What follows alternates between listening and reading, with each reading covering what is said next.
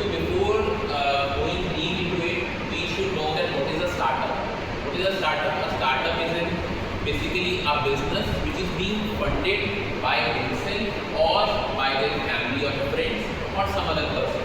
So basically in startup, anyone, no one, there is no, you can say, fixed criteria for starting a business. You can start any type of business which you want to start, and that is being considered a startup based that the turnover of that particular startup should not exceed 25 crore rupees. Second, that startup should have a non-registration of not 3 to 5 years before. Third, that startup is doing something kind of innovation in technology or in any product which is giving for the commercialization purpose, so that the person or the consumer will get a better offer. But for starting a startup, we need money, and money is required because we need to raise the capital for starting or running of our business. And for that, there are various sources or the areas where we can go and learn funding.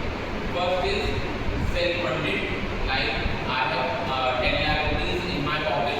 I have invested that money into that particular startup, so that is known as the self-funded. Second is when I am taking the funding from my family, like from my father or mother or brother or sister. That is known as my family funding, where family is investing the money into that particular business or a startup. Third is the when we are going for funding with the angel investors. Angel investors are those investors whose main purpose is to invest the money into a new business and take the certain amount of ownership with it. Okay.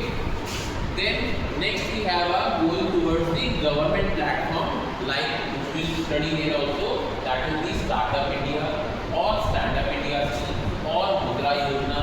There are various schemes that will be launched by the government for the development of the entrepreneurs or the startups.